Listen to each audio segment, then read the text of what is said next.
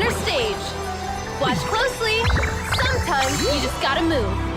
Are you feeling it? Woo! Welcome back, Visions fans. Ready Player Will here. This is a preemptive video before my Addison Rae character review, which is coming, but I've actually built her to 140. I used her in Guild Wars today against the number 3 ranked guild in all of Global against Lucavi, and I have some replays to share to show you exactly some of the upsides and some of the success that I had with her today and will foresee having with her in the future. So very quickly, let's actually talk a little bit about the team, about her stats, then I'll show you the actual replays themselves. And for those from Lucavi watching, I apologize in advance for sharing some of these replays. I actually do my best to not show live Guild War replays as to not give away some of the secrets of your wall and how it moves. I obviously don't want people to do that for VIP and publicly display what our walls look like. So I think this is a special enough occasion that I can show it. So I apologize again for some of the competitive advantage I'm giving away. But without further ado, let's at least talk through the team real quick. I'm going to talk through my map strategy, and then we're going to actually watch the replay. So this is the team of 3 that I'm using today. The intention in building this was to make sure that obviously they absolutely clear dark teams no matter what. And you'll see that layered in here where my concept for Warrior Light is that Demon Wall. I also have the Final Fantasy XIV card, which gives all of them that dark resistance. But, you know, part of being a competitive team is that you have to be well-rounded and beat a variety of different enemies. And today, we did not encounter a dark wall. We actually encountered a fire evasion wall. So this is a great test to put not only Winged Stern against, which is a very accurate unit, but Addison Rae, who is not an accurate unit, but does have a guaranteed hit, just to kind of see how that interaction plays out. Now, the overall concept here is nothing terribly special. For those of you that don't know much about Addison Rae's kit yet, one of the main things she does is that she gives a teammate and herself Protect, also gives herself a barrier, and she's also able to bestow a very special ability to a character where she gives them Courage. She also gives them Nullify Sure Hit, and if their HP falls below 20%, it'll heal back a large portion of it. So my general concept with this team is to make sure that Winged Stern here can go to Addison Rae, get his own re-raise off, as well as some of the AoE resistance, to allow Addison Rae to give Winged Stern that Protect as well as the barrier for herself, that as they move forward she eventually is also able to give a buff to Warrior of Light that she can give him Courage as well as the heal back. And here's the very cool thing about that ability is that it actually stacks with the innate heal back abilities of some of these characters, which means a character like Warrior of Light has a self heal back already. Well, even if he falls below that threshold and heals himself back up, when he falls below it again, Addison Rae's ability will still actually be in effect, so he'll heal back himself twice. It's exceptionally strong to that regard for tanks that can self-heal, or really any characters that can.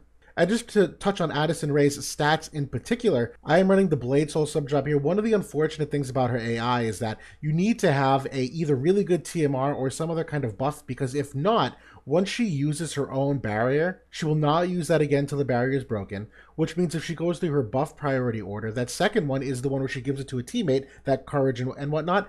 The problem is, once she uses that, if enemies aren't in range yet, she'll actually use it again, either on another teammate or even on herself, which sounds okay, but she only has 2 uses of it. So if you end up blowing both of them in the first fight, it's obviously not a good thing for the second fight. That actually does happen here. Still ends up being okay anyway, though. But overall, stat-wise, very, very solid here, crossing that 10,000 HP threshold. She is wearing HP and Agility runes, 1,700 magic here. I am running the Blade Soul sub-job really to make sure that she has an extra buff here that I was attempting to not have her recast that Courage buff. It happened anyway, but overall, very statistically sound and well-rounded. And just to kind of visually show my map strategy here, so obviously Warrior of Light, Addison Rae, and Winged Stern all start in these respective positions. The general concept is that Winged Stern is fast enough, he'll move to Addison Rae so that they can buff her. She'll then buff him as part of that barrier and protect, and she'll start to move forward. Warrior of Light will use his own hate buff, the defense spirit and hate generation. The distance between Warrior of Light and Addison here actually is close enough that on her next turn, she will move this way to give Warrior of Light that buff or stand still,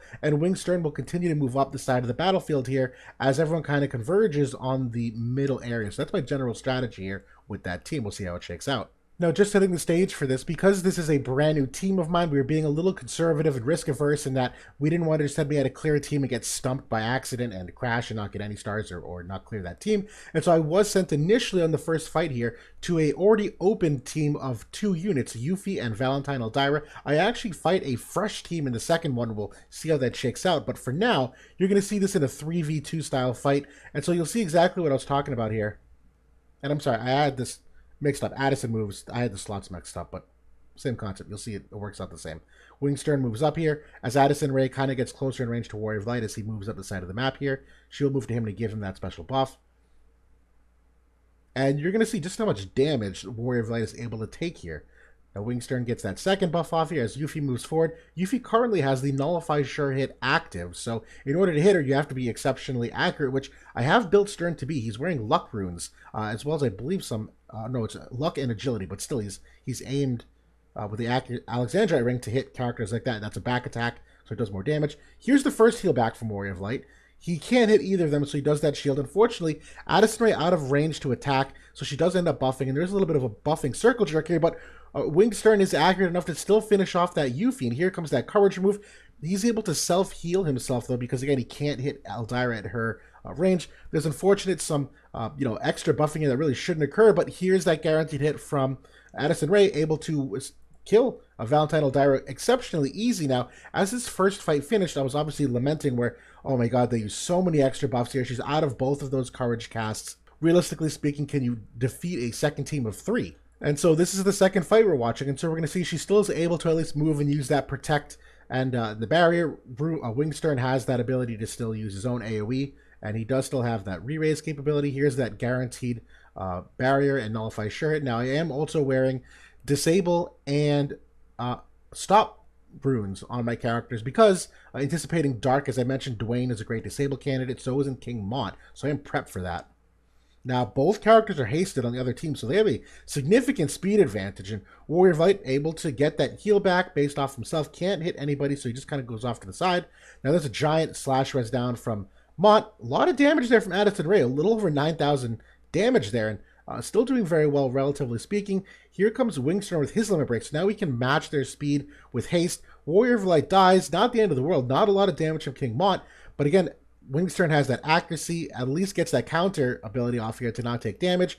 Max damage limit there from Addison Ray. Mott, again, Wingstern able to hit, and there is the guaranteed hit on Yuffie now that 3 turns has expired. So I was able to get 5 stars here on day 1 of using her, and overall I think she had a pretty important part in that battle. We're obviously giving Warrior of Light that extra heal back potential, and Wingstern giving him that protect potential, taking less damage. And then obviously chipping in herself where she, dare I say, kind of soloed King Mott on her own by the amount of damage she was able to put out, in addition to some of those guaranteed hits to finish off those evade units. So overall, very happy with the day 1 results, and very happy to go through the character review for her as well. So that's all for now. Thanks for watching, everybody. I'll see y'all soon.